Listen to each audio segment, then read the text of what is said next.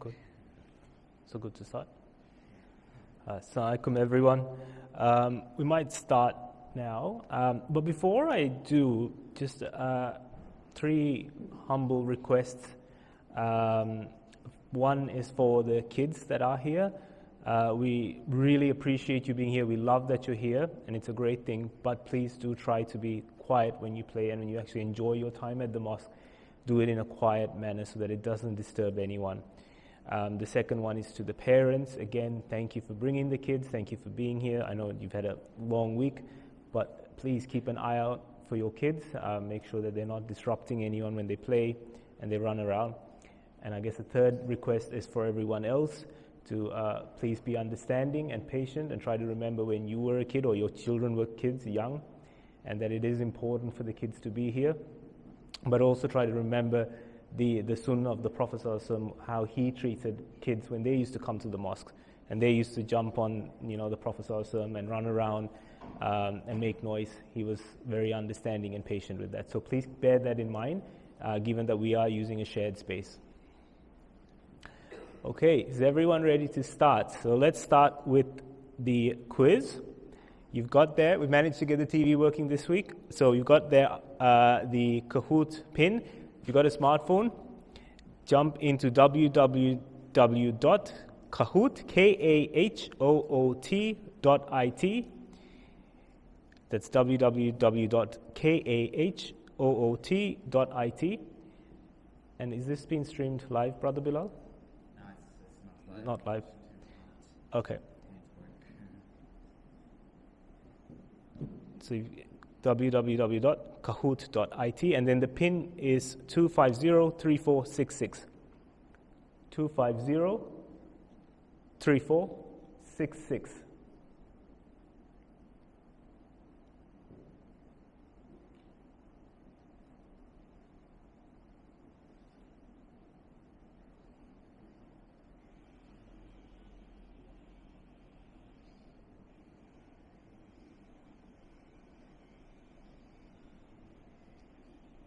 All right, everyone in?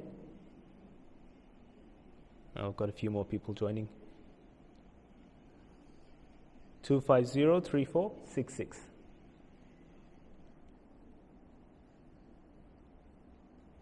Okay, are we ready? So these questions... Okay, wait a bit.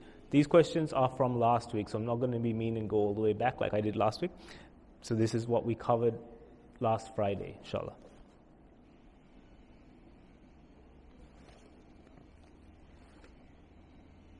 Everyone in? Ready? Okay, let's start.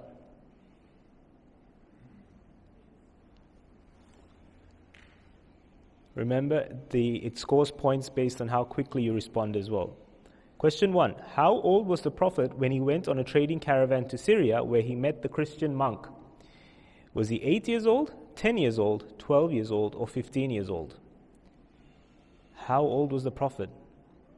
Got 6 answers that say 12, and we had 3 that said 15. It is 12.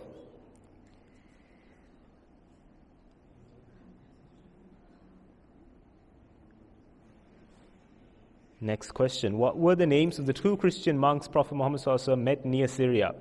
Bosra and Nestor, Bahira and Nestor, Nestor and Naufal, Bosra and Naufal. What were the names of the 2 Christian monks? Bahira and Nestor. A lot of you guys had Bosra and Naufal. Bosra is the location where he met the monks. It wasn't the name of a person. And Naufal ibn Barakah is the cousin of Khadijah, who was a Christian but wasn't a monk.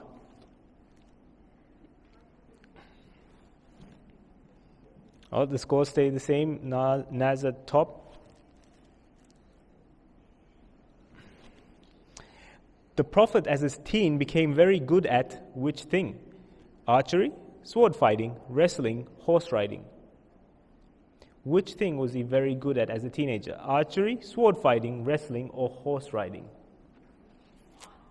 It was archery. Most of you guys said wrestling. No, he wasn't. He was good at wrestling, and I know where you're coming from because there was a time where he wrestled and he beat a lot of his opponents. He was good. But in his teenage years, he made a name for himself as being an excellent archer.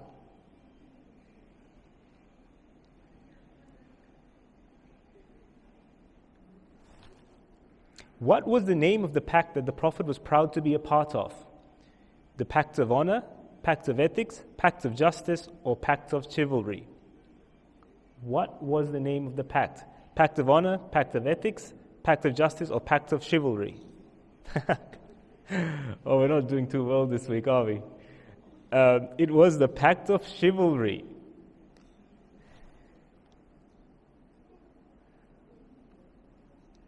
Oh, and the scores are staying the same.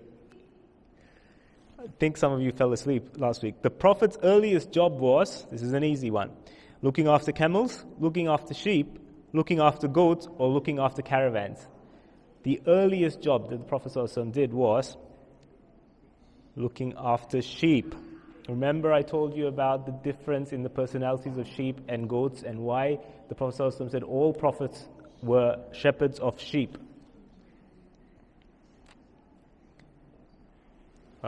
Mac has come up to the top. Naz is still in the top. True or false? Khadijah was the first person the Prophet ﷺ thought of marrying. Khadijah was the first person the Prophet ﷺ thought of marrying. It was false.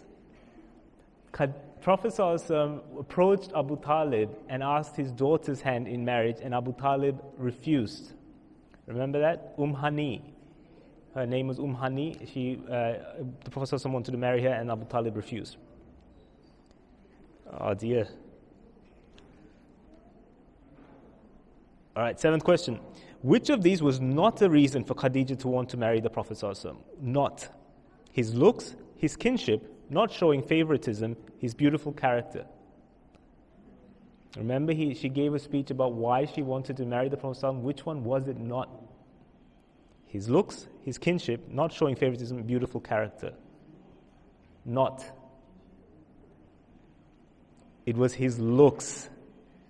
It was his looks. He said, I love you for your kingship. I love you because you are bipartisan and you do not take any sides. And I love you for your beautiful character. All right. Maraju B has come up to the top. Naz still in the lead. Khadijah and the Prophet had how many children together? 4, 8, 5, or 6? How many children did the Prophet and Khadijah have together? 4, 8, 5, or 6? It was 6. 6. 2 boys, 4 girls. Both boys passed away. The first was Qasim, and the younger one was Ibrahim. They both passed away, and then the other 4 were girls.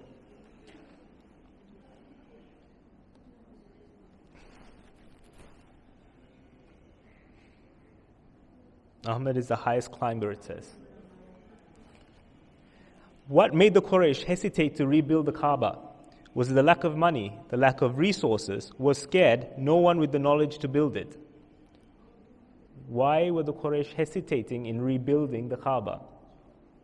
He was scared. Yes, they were scared. Remember they said when they were going to break down the walls, oh Allah, do not be scared. We do not mean harm. Remember that?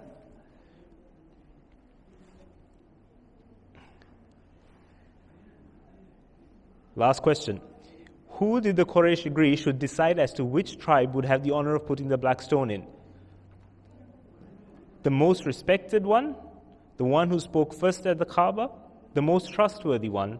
Or the next person to walk into the Kaaba? Which person did they say will make the decision on who will put the black stone in? It was the next person to walk into the Kaaba. Okay. So let's see who wins. Third place is Ahmad.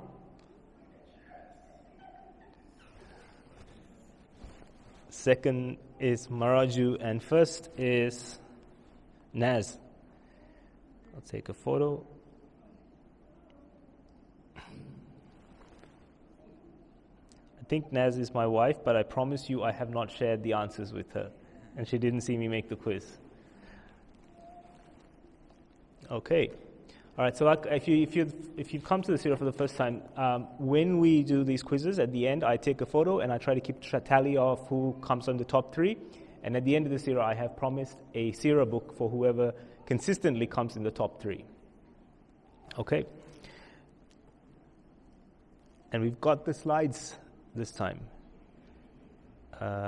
from beginning. Excellent. Right, so we're in the age when the Prophet ﷺ is in his late 30s now. And as he's approaching his late 30s, the Prophet ﷺ starts to get more and more restless about the evils he's seeing, about the idol worship. He never liked it. He never agreed with it. But into his late 30s, there is this restlessness in him. Even though he was considered one of the most successful people in the society, he was not happy with that society. And in later years, he would say, Allah put in me, in my heart, a longing for seclusion. So remember how I said last week his household was a very bustling place, people were coming in and out, and there was kids everywhere. But into his late 30s, he started wanting to move away from people, stay away from people. And he would spend sometimes days, sometimes months in the mountains around Mecca. He would go by himself and he would camp out in these mountains by himself. It got to a point actually that some of the women, the Quraish women, were starting to make fun of Khadijah and saying, what's wrong with your husband? And you see, are you being so bad to him that he's running away from you all the time? But Khadijah bore it quietly and allowed the Prophet ﷺ to find these quiet times. Now, some narrations say that in one of his trips, or some of the trip times he would go into these secluded areas, he would hear a voice. Some Seerah books say that he did, and some that I read doesn't mention it, so keep that in mind. But they say that sometimes he would hear a voice saying, Assalamu alaikum ya Rasulullah. And when he looked, there was no one there. Now, this was something a bit troubling for him, but he just kept it in the back of his mind. On one of these nights that he was going by himself, it was the night in the month of Ramadan at 610 AD. The year was 610 AD. Can anyone tell me what year the Prophet ﷺ was born? This was a question from last week. What year was the Prophet ﷺ born? 570. Now we're in about 610 AD. And it was the month of Ramadan, and the Prophet ﷺ has had this longing again to seclude himself. So he leaves Mecca and goes into the mountains. He chooses a particular mountain this time, and it's called Jabal Nur. If you see there, that is actually a photo that I took when I went to Umrah in 2013. And that is from the base of Jabal Nur, looking up. It doesn't look like a very tall mountain, but it takes about 15 minutes to get up there. Anyone been to Jabal Nur? You put your hand up if you've actually been there, walked. You didn't climb it? Okay. If you're going to climb it, it's about a 15-minute walk. They have steps, but it's still a bit rough. It's not nicely paved out or anything. And you can get to the top. I'll show you some photos of that.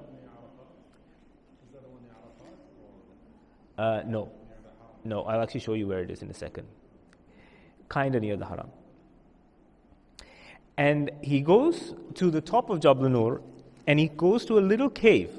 Now, when you say cave, I don't know if you've been thinking, because I did before I went there, I thought it was this entrance in the rock face. It's not.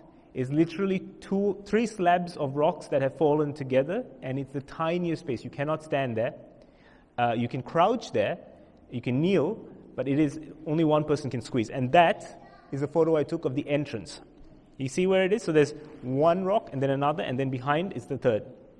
Now, there's a very clear reason when you go there as to why the Prophet ﷺ chose this particular cave. Because on the back of the rock, on the back wall, there is a crack. There's a little hole. And when you look through the hole, it looks directly to the Kaaba. So he could stay in the cave and look directly through the Kaaba. Unfortunately, I couldn't take any photos inside because it was so packed. But I managed to take that one. So he's there, and night falls. And he's sitting there. There's no mention of whether he had a fire or anything, but he's sitting there. And one of the scariest things you can imagine literally happens. He's in a secluded space with no one around him, and there before him is for lack of a better word, a being in a human form. And he's just standing there. And the Prophet ﷺ looks at him, and this being says one word. Everyone knows what that one word is. What was it? What was the one word that this being says? Iqra. Iqra. And the Prophet's response is, I cannot read. I found this interesting because I was thinking, I put myself in that position, and I thought, well, if I was there and this being appeared and said, read, my first question would be, what do I read? But the Prophet's answer wasn't. His response was, I cannot read. I assume it's because of the fact that I can read. So I would assume, what do you want me to read? But for a person who cannot read, his response will be, I can't read. Even if you give me something, I cannot read. Now, those who are fluent in Arabic, correct me, there are the word ikra translates to two different English words. And I'll get to that in a second. Now, you think that's scary. This being then does something that heightens the fear level. He comes towards the Prophet ﷺ, grabs him, and begins to squeeze him. He squeezes him, lets go, and says, Ikra, read. And the Prophet again says, I cannot read. A third time he comes and squeezes him, and the Prophet later narrates that he squeezed me so much that I thought my sides will burst and I will pass out. I mean, I can't imagine anything more scary if you're in a secluded mountaintop with no one there in the pitch black. He squeezed so much that he thought he will pass out, and then he is released, and this being says, read, and we know the famous ayat that he says. Anyone know that? Which surah? Surah Al-Alaq. And the Prophet ﷺ realizes it's not saying read as in ikra as in read, it's ikra as in recite. And Surah Alaq is said. Let's see if I've got it here. And the translation for that is, read in the name of your Lord who created human beings from a clinging thing. Read, for your Lord is most gracious. He taught with the pen, He taught human beings what they did not know before.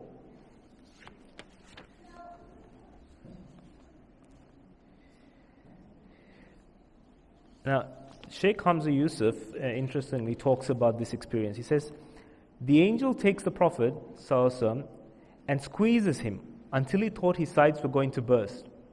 The ulama say one of the indications of this is recognizing the difficulty of the Quran. The Quran is not an easy book. It is literally going to squeeze the nafs. It's going to completely take you to a point where your nafs cannot bear it anymore. It is an indication. If you ask yourself, why did the squeezing happen? The ulama say it's because it is a lesson for the Prophet ﷺ to teach to us. And you will see this in the seerah. This always happens. That before you are taught or you are experiencing it, the Prophet ﷺ has been taught and has experienced it.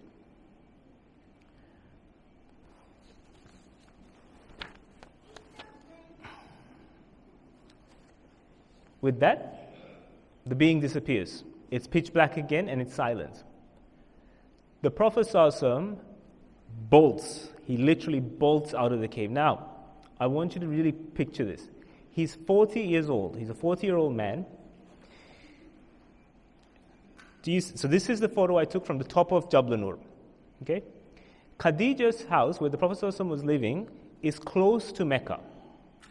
Okay, it's close to Mecca. So you see the clock tower all the way there?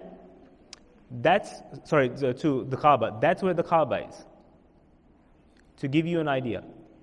The Prophet ﷺ bolts out of the cave and runs down this mountain. This mountain is made of kind of volcanic rock.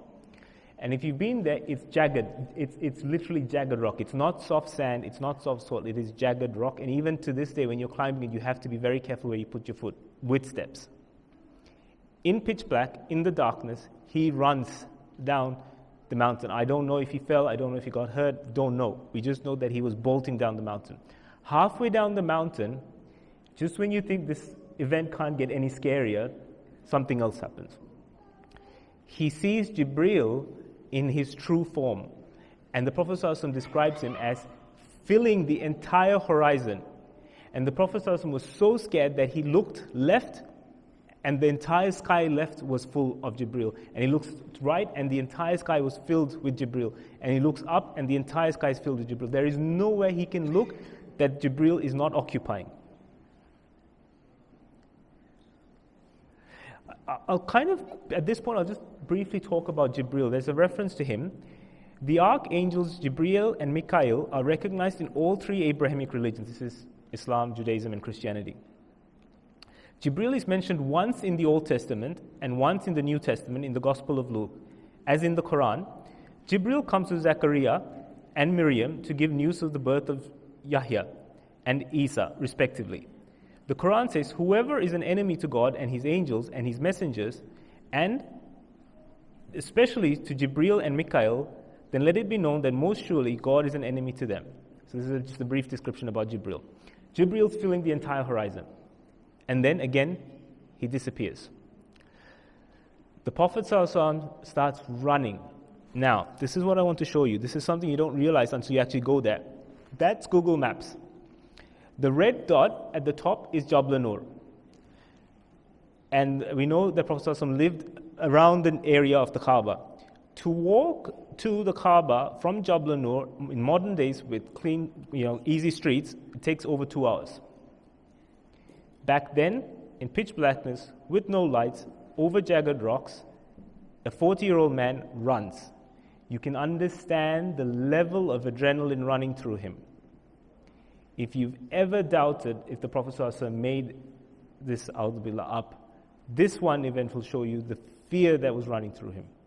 He ran so fast that Khadijah had sent a slave to bring food, a servant to bring food to the Prophet ﷺ in the mountain. He runs past the servant. He runs past the servant, doesn't even notice he's there. By the time he gets to Khadijah's house, he is still running, and he bursts through the door. I couldn't. I'm much younger than him. I could not do that run. I don't know how he did it. He must have had a massive adrenaline rush. He bursts through the door and he is shaking. And you have to understand poor Khadijah's situation. He sees her husband, who has been away in the mountains, run through, and he can't speak. Khadijah asks what happened, and the only response that the Prophet ﷺ gives is, anyone know? Cover me. He says, cover me, cover me. That is it. Khadijah throws a blanket over him and covers him and waits while he calms down. After a while, once he's calmed and he explains to Khadijah what's happened, he says, I don't know why this is happening to me. It's interesting because even in the Quran it says, I don't know the exact words, but it says, O Prophet, you didn't ask for this. Prophet ﷺ never asked to be a prophet. And like I said last week, if he wanted to be successful in the society he was living in, he had it all set up. All he had to do was keep the status quo. This thing turned his life upside down. Not only his, everyone else's, you will see shortly. And so he's shaking, and Khadijah, and this gives you an idea of the value and the level that Khadijah was. Khadijah says, don't be scared, nothing bad. Whatever this is, it cannot be bad because you have never done any harm to anyone. You've never done bad. Allah will not allow any bad to happen to you. After reassuring the Prophet ﷺ, Khadijah says, there is one person we can talk to. Let's go and talk to, anyone guess? Barakah ibn Nawfal. Remember Barakah, Khadijah's cousin? Now, Khadijah had talked to Barakah ibn Nawfal about the Prophet ﷺ earlier. Do you remember what that was about? When the Prophet ﷺ went to Syria with Seerah, remember, and a monk called Nestor met and talked about him being someone special, and Seerah reported that, then Khadijah went to talk to her cousin, Nawfal, same Nawfal. So they go together to Nawfal's house, and they explain to Nawfal. Now, Nawfal was a Christian Hanif. We talked about what Hanifs are, and he believed in Christianity, but in the original form of Christianity at the time. And he was also a very, very learned person. He was very learned in the Christian scriptures. But Barakah was very old, and Barakah says to the Prophet ﷺ, I wish I was younger. If I was, I would help you and support you on the day your people turn on you. Every time a prophet has come to their people have turned on them. For the Prophet ﷺ, you have to understand, it's punch after punch. He's just experienced, he's had this restlessness, he's gone into seclusion, then this thing happens that shakes him to the core, he goes to Khadijah, and now Barakah is saying, not only that, the people you know the most, the people you're the closest to, the people that you think will be there for you, will not be there for you. And the Prophet ﷺ actually asked him, will they turn me off as well? And Barakah says, yes. If you are a prophet, they will turn on you as well. I want you to understand that these early days when revelation comes was not an easy time for the Prophet ﷺ. When I first learned about Islam, I always imagined the Prophet as someone who was confident and had answers for everything. And he was. Later on he was. But this time in his life, you are glimpsing a time where he was filled with confusion. He didn't know what was happening. And you'll see to what a low point he comes. So now he's heard that his people will turn away. And then he's hit the most hardest blow you can imagine at this time. Do you know what happens?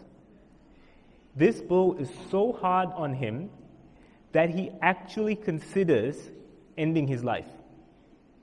He actually considers throwing himself off a cliff. Does anyone know what has happened?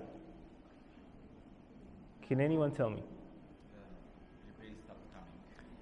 Jibreel stopped coming and the revelation stopped. So not only has he experienced this amazing, scary, groundbreaking event, it just stops like that. And there's nothing. Scholars are not sure how long. Some say it was a few days, few weeks. There's some who even say it was for a few years. Absolute silence. He is making dua. He is asking for help. He's asking to know what's going on. He doesn't know why Allah has stopped sending revelation to him. And his question is why? That's a question I asked, and there's probably a question you're thinking as well. What was the purpose of putting him through this? Why did it stop? Remember I said, and I keep saying this almost every week, the Prophet ﷺ experienced almost every hardship you can think of. Almost every hardship. And this is another one where he is confused, he's lost, he doesn't know what's happening, and the only person, Jibreel or Allah, who can explain has now stopped. And he has felt that he's done something so wrong that maybe Allah's changed his mind, maybe he's not a prophet anymore, that he wants to throw himself off a cliff and end it all. This is something I think as a community, unfortunately, we don't talk about mental health and suicide and stuff. But what we should remember is that the Prophet ﷺ went through that. If you've ever experienced it, or if you know anyone who's experienced it to the point, remember, Allah has put the Prophet through that so that he may be a guide to you. And he was at that point of breaking down mentally to such a point that he wanted to end it.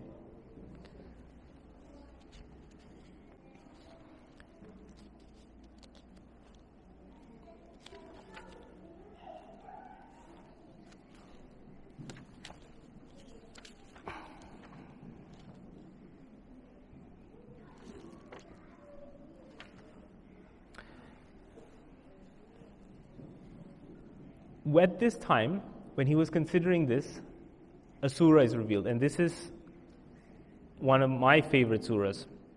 Anyone know what surah this is? Surah Al-Qalam. And it goes by this.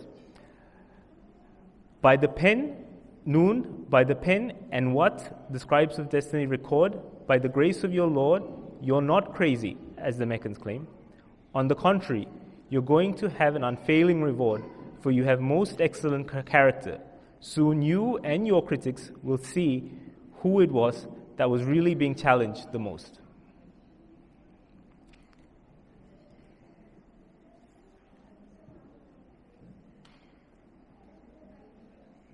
Now, it's interesting. A lot of other series that I've read didn't mention this, but this book does. It says he actually went through 2 periods of silence.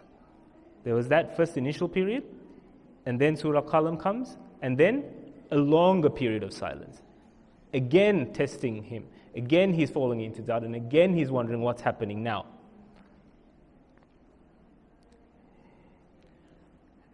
So the question of why? Why did he have to go through this at this time?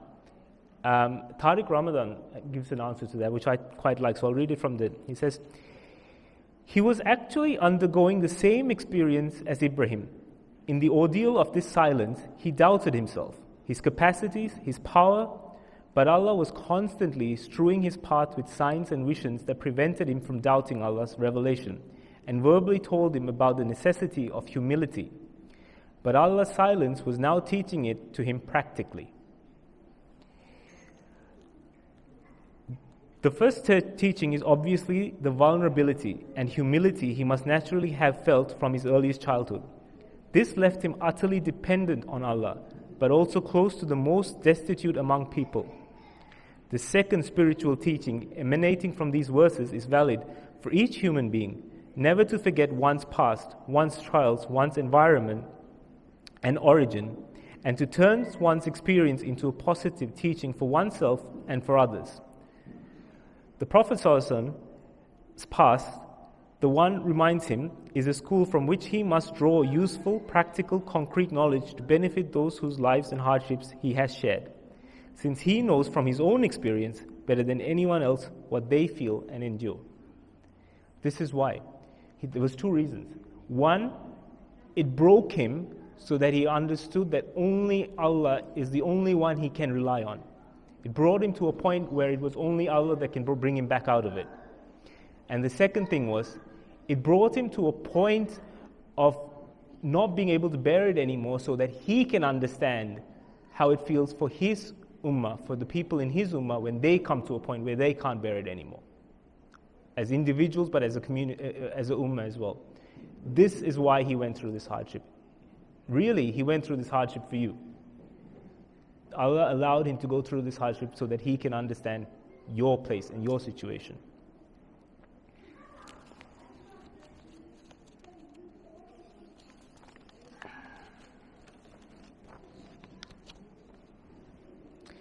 Then Surah Ad-Duha comes.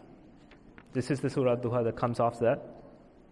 And then it says, by the brilliance of daybreak and by the still of the night, your Lord hasn't forsaken you, nor is he displeased.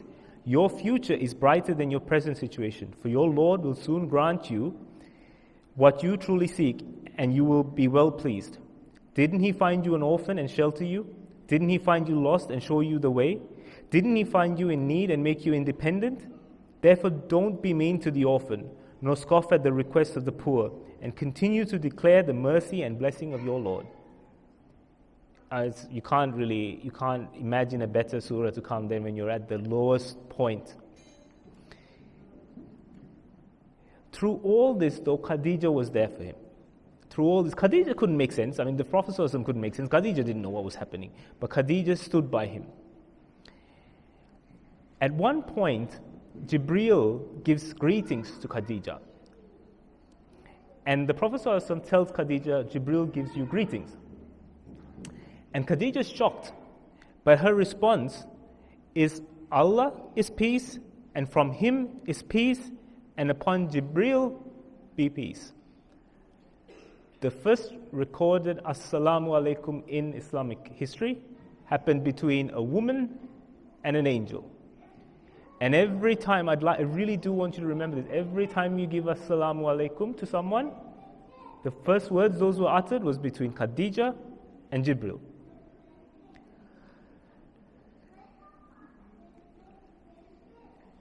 Now, as more revelation is revealed, the essence of Islam, what this message is, starts to form. It is to worship Allah alone, and it is to establish social justice.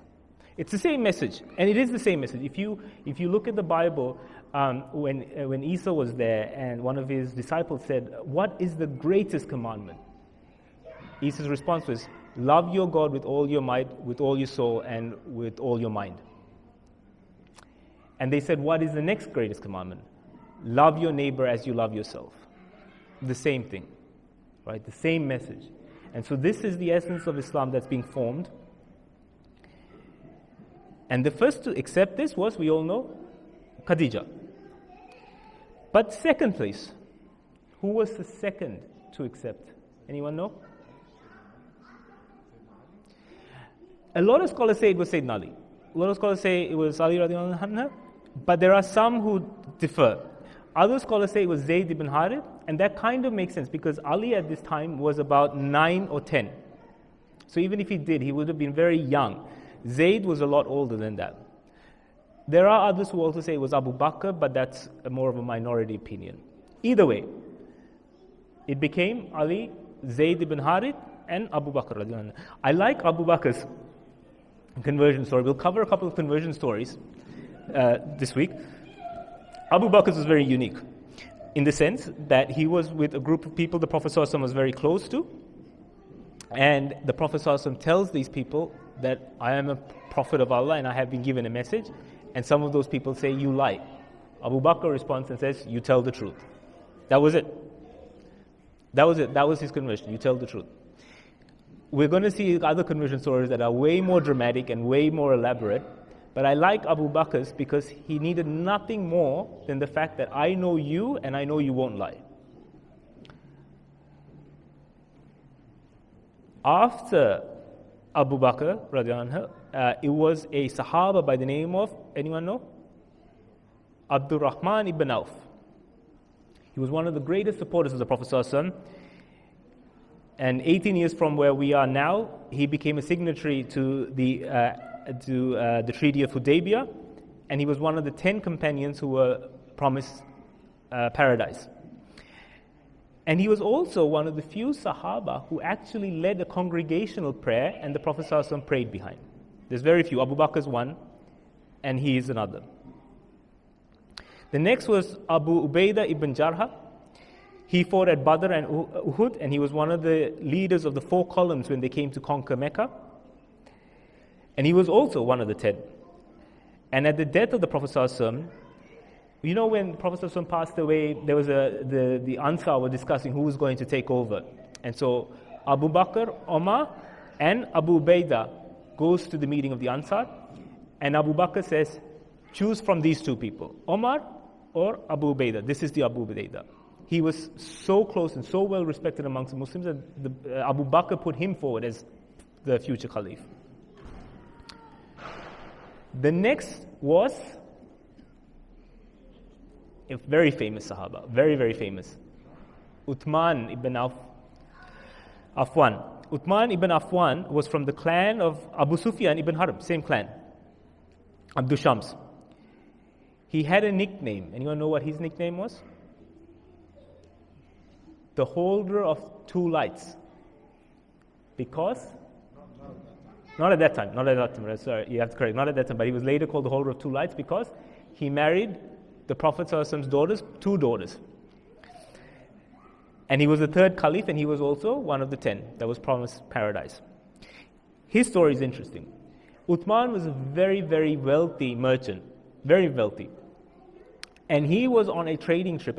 While all this is happening, he was not in Mecca. He was on a trading trip to Syria. And he was on his way back, and he was sleeping in the desert outside of Mecca. And he hears a voice. And the voice says, "Sleeper, awake, for verily Ahmad has come forth in Mecca." Okay, so he says, "Sleeper, awake, for verily Ahmad has come forth in Mecca." And he wakes up, and he doesn't know who or what an Ahmad is.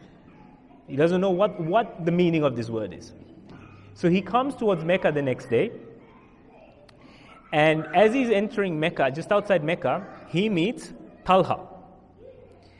Talha ibn Ubaidallah is the cousin of Abu Bakr. So Uthman tells what happened in the night. He says, "I heard this voice," and it says, "O sleeper, awake, verily Ahmad has come forth in Mecca." I don't know what Ahmad is. And Talha says, "That's interesting, because a few days ago when I was in Syria, I met a Christian monk. And this Christian monk asked me, 'Do you know of an Ahmad?'" So they both know, they know this, what is an Ahmad, but they don't know what an Ahmad is or who an Ahmad is. And Talha says, "There's a person I know who might have an idea, let's go talk to Abu Bakr." So they both go to Abu Bakr and they tell them the story. And Abu Bakr says, "Well, don't I have news for you? While you guys were away, the Prophet ﷺ, Muhammad, has declared that he's a prophet, and I believe him." And there and then Talha and Uthman both become Muslims. I love Uthman's conversion story. I love it. But you have to see, Uthman, of course, how can he not? He hears a voice, he sees a vision, he meets Talha, Talha confirms it, he sees Abu Bakr, everything fits in. But for Abu Bakr, he never had any of that. Abu Bakr just had the voice of the Prophet ﷺ, and he said yes. Now, a little bit about Talha ibn Ubaidallah. He is from the clan of Taym, which is the clan that Abu Bakr was, and he later became the chief of. He fights valiantly at Badr and actually deflects a blow that was coming to the Prophet ﷺ, which would have killed him if it had hit. And he was also one of the 10. You see a common theme here? The first Sahabas all were guaranteed paradise. And the obvious reason for that is, it's easy for us, well, it's not easy, but it's easier for us to accept Islam now. There are people, there are support bases, there are plenty of things. For these Sahaba, they had nothing except the character of the Prophet and his word.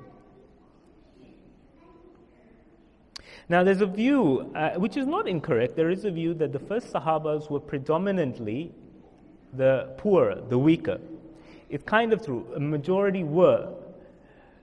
But it's also not that true because people like Uthman and Abu Bakr were not, well definitely Uthman was not poor, Abu Bakr was a little bit poor, but they were powerful, they were chiefs of tribes, they were respected. But what is true is the view that these new converts were of the younger generation. They were either the Prophet ﷺ's generation or younger than him. Most of the Prophet ﷺ's father's generation refused. So, little message there is that when your kids or young ones say something, maybe take a bit of note. Because don't fall the same mistake that the Prophet ﷺ's father's generation did, which was, well, you kids, you don't know anything.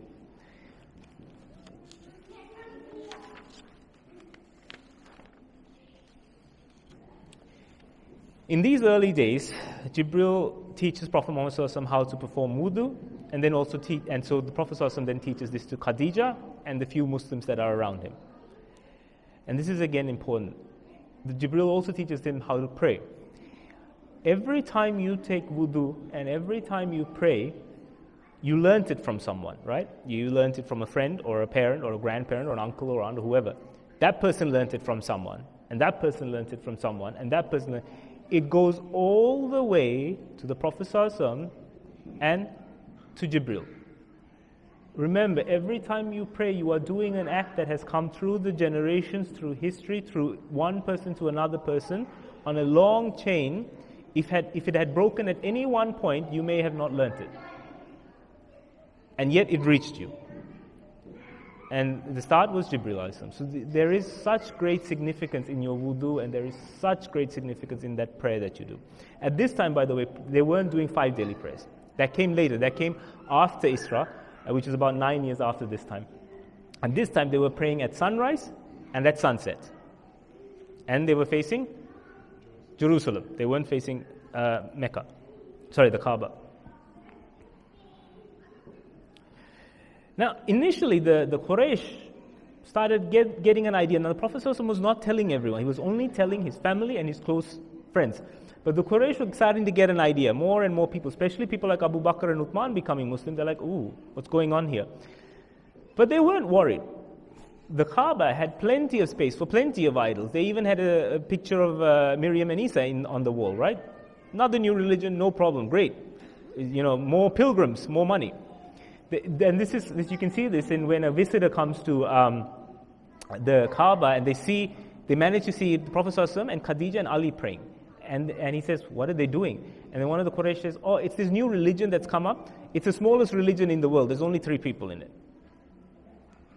We go from the smallest religion in the world with only 3 people, Prophet ﷺ, a man, and Khadijah, a woman, and a very small boy, to the second greatest religion in the world by numbers and the largest growing religion in the world. Gives you an idea. But when people like Abu Bakr and Uthman start to accept Islam, this troubles the Quraysh. Because these are the future leaders of the Quraysh. How can we maintain our religion when, let alone the Prophet ﷺ, but other future leaders like Uthman and Abu Bakr are becoming Muslims? What will happen? And this starts to trouble them, and they start to slowly put pressure on the Muslims. In response to the pressure on the Muslims, and the heaviness that the Prophet ﷺ is feeling for himself, but also for his very small community, 2 surahs are revealed. Anyone know what these 2 surahs are?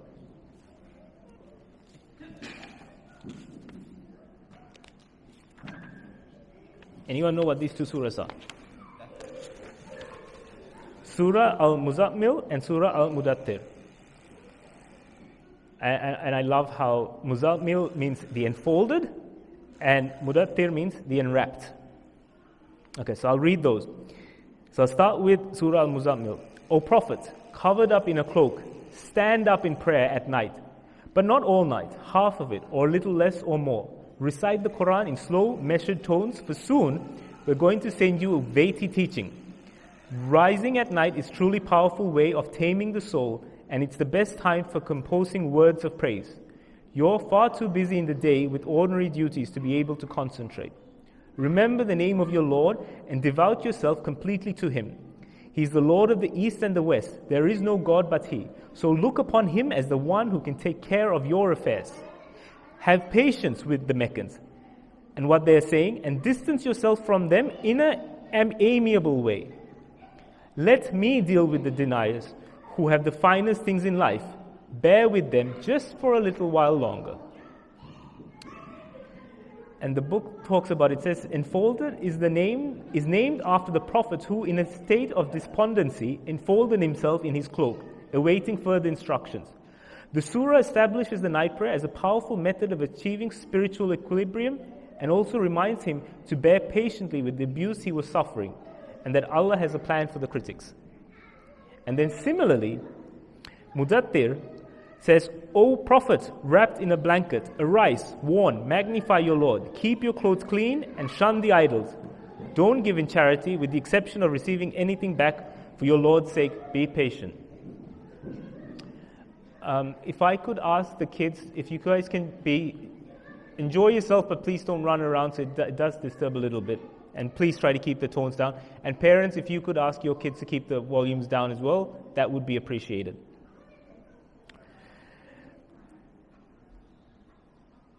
And again, the context around this verse is, it's named after the Prophet who is in a state of fear and anxiety and wrapped in himself in a cloak for comfort. The first 5 verses are some of the very first instructions given to the Prophet. The second and third part of the surah deal with the arrogance of Walid ibn Mughira, who was the Makhzum chief, and introduces the concept of personal accountability. Now, it's very interesting because these two surahs come at a time when the community is feeling pretty low. The Prophet ﷺ is feeling pretty low. And it's almost like, get up, wake up, be strong, you're not alone. Do these things because it's going to get tougher. If you're going to fall now, you're not going to make it. But the verses that come after, it's very interesting. The next couple of verses that come after emphasize, they're more of a gentler tone. And they emphasize two names of Allah, Ar-Rahman and Ar-Rahim. This is the way that Allah subhanahu wa ta'ala was dealing with the Muslims. In their state of sadness and feeling excluded, the first thing it does is says, get up. Do not be upset. I am with you. Don't forget where you're at. But then the second thing is, once they've been woken up, they're comforted. And they're given gentler verses. This reflects the Prophet ﷺ's teaching style as well.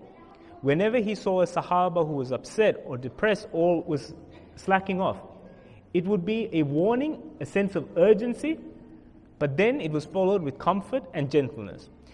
The scholars say the Prophet ﷺ never ever guilt-tripped anyone. He never used guilt or fear-mongering. He never, for those of us who are from a Christian background, you call them a fire and brimstone preaching. The Prophet didn't do fire and brimstone preaching. If he referred to hellfire and the Day of Judgment, it was in a form of warning. And then he always was gentle and comforted them and said, there is still a chance, there is still a way. Unfortunately, we see a lot of brimstone and hellfire preaching nowadays. It is not the style that the Prophet ﷺ taught. And it's not the style that the Quran taught either. You see, with the first two verses being a get up, but once you were up, it was, I'm here for you, and comforting.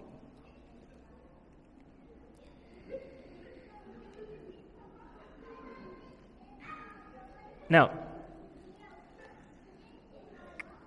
this brings us to the end of the second year of revelation. So now it's 2 years since the Prophet ﷺ has been given revelation and Islam has come down. At about the third year, something happens. You know what happens? Something changes. Surah Ash-Shura is revealed. And what change happens is that up to this point, the Prophet ﷺ was told to tell your family and your closest friends. Keep it confined. Don't spread it. Don't worry about it, spreading it. And here there's a small change. It says now, start telling people and start with your closest kin, your extended family. So what the Prophet ﷺ does is he invites 45 notables from the clan of Hashim and Muttalib, his closest clans. He invites them for a dinner. He prepares 45 people would have been a big feast. They come, and Abu Lahab disperses them even before he can say why he's invited. I mean, imagine the disappointment. Imagine the effort that him and Khadijah would have gone to prepare a meal for 45 people. They had leave even before he gets a word in. He invites them the next day. And these people come again and they sit down. And the Prophet ﷺ tells them about Islam and then invites them. What was their response? Anyone? Anyone know what their response was?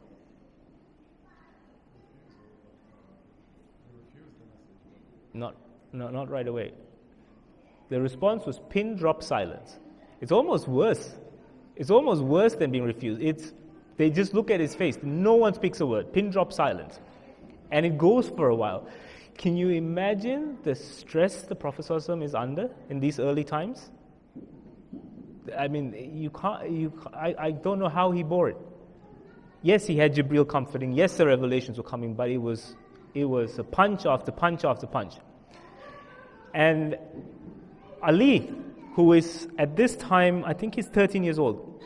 Yes, 13 years old.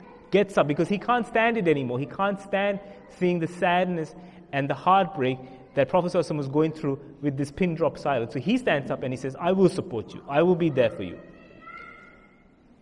And that's what happens. Literally, these people start rolling on the floor laughing. They just burst out laughing. They're literally rolling on the floor laughing, saying, is this all the support you can get? A 13-year-old boy. At what state did the Prophet ﷺ feel at this time? A little bit about Ali. He was one of the closest companions of the Prophet. He was the cousin. He was the son of Abu Talib. He was also the Prophet ﷺ's son-in-law. He was one of the 10. Again, one of the 10 promised paradise. And it was Ali who carried out the funeral rites of the Prophet ﷺ when he passed away. And he was, we all know, the 4th rightly guided caliph as well. If you want to learn about Ali, that's a whole different session. He's an amazing. I love Ali's character, his personality, and even his hadith, which I will read in a second, because like I said last week, it is so poetic and so beautiful. Now, while his male extended family, though, and sisters, this is for you, if you've ever wondered, while his male extended family was either neutral or refusing, his female extended family, though, stepped up. While his uncle Abbas at this stage was still neutral, his wife, al-Fadl, became the second woman to accept Islam after Khadijah. She not only accepted Islam, she brought her 3 sisters to Islam. Maimuna, Asma, and Salma. If you ever wondered why Muslims named their kids with these 3 names, it was because of this. And then his aunt, Safiya, became Muslim and brings her son, Zubair ibn al-Awwam, to Islam. And Zubair is again a close Sahaba, cousin to the Prophet ﷺ, marries Abu Bakr's daughter Asma, and leads one of the 4 columns in conquering Mecca, and is again one of the 10. Now another woman, really quickly, was, anyone guess? I've talked about this person many, many times. Another woman who came to Islam at this time, an extended family member. Umayman. Anyone know Umayman? Come on, guys, we talked about him like a few weeks, several weeks actually. Umayman had another name. Sisters, anyone? Barakah. Barakah. The slave girl who was with the Prophet ﷺ when Amina passed away. Barakah becomes Muslim. And when Barakah becomes Muslim, the Prophet ﷺ asked his Sahaba, does anyone wish to marry her? Because if you do, you will be marrying a woman of paradise. And Zayd puts his hand up. Zayd is much younger than Umayman, but Zayd puts his hand up, and he and Umayman, Barakah, gets married, and they have the famous Sahaba, Usama ibn Zayd. The Prophet ﷺ, we all know, loved Zayd like his own son, And the Prophet ﷺ loved Usama like his own grandson. Same as Hassan and Hussein, he loved at the same level. And again, you can go into studying Usama, but he was very close to the family. He was one of the Sahaba that defended Aisha when all the rumors spread. We'll get to that later. He was one of the first born Muslims. Up to this point, they're all converts. Usama was one of the first children who was born into a Muslim family. And he helped Prophet ﷺ bury his son Ibrahim, and he helped Ali bury the Prophet ﷺ. All right, I will stop there, but I'm going to read to you a hadith or a shama'il of the Prophet ﷺ. If you've been falling asleep all this time, or if you've been having a chat or looking at your phone, that's okay. But please, at this time, pay attention. And I'd like you to close your eyes, if you will, and really listen to this. This is a narration that came from Hassan ibn Ali, who was told by Hussein ibn Ali, who was told to by Ali. Okay, so that was how it came. Ali told Hussein, Hussein told Hassan, and Hassan narrates this. And Hussein says this: I inquired from my father regarding the conduct of the Prophet ﷺ in company. And my father replied, the Messenger of Allah maintained a cheerful countenance, and he was easy-mannered. He was soft-natured, neither rude nor harsh, neither stone-hearted nor loud or offensive in his speech. He did not mention the faults of anything, and he was not narrow-minded or argumentative. If he heard or something he disliked, he would turn his attention away as if he did not notice it. He did not make people fall into despair or feel disheartened. He did not respond negatively to the requests that he disliked. He refrained from 3 traits related to himself: stubbornness in arguments, excessiveness, and that which did not concern him. He refrained from 3 traits related to people. He did not disgrace or insult anyone, nor look for the hidden faults of others. He only spoke that from which reward was hoped. When he spoke, those present bowed their heads in such a manner as if birds were perched on them. When he was silent, the others would begin speaking. They would not dispute in his presence regarding anything, and whenever a person spoke to him, the others would keep quiet and listen until he would finish. They would speak in order. The first person to arrive would be the first person to speak, and so forth. When those around him laughed, due to some reason, he would laugh as well. And he would show surprise at the things that surprised other people. He exercised patience at the crude and indecent questions of the traveler, and his companions would bring travelers to his assemblies. He used to say to his companions, when you see a person in need, always help that person. If someone praised him, he would not like it unless it came from someone who was saying it in the process of giving thanks. He did not interrupt someone speaking. However, if one exceeds the limits, he would stop him or would get up and leave. This was the sunnah and the character of the Prophet ﷺ. And this is what we should aim for, if we can. And there is so many lessons. If you can, please read that description of the character of the Prophet, because there's so many lessons in regards to our own character that we can take from that. I've heard him described as the Prophet of Gentleness. He really was. He really was. He was gentle in everything he did. Unfortunately, in the current society we live in, gentleness is a bit looked down upon. It's the assertive person. It's the person who can win an argument. It's the person who can get the interview right that's seen as successful.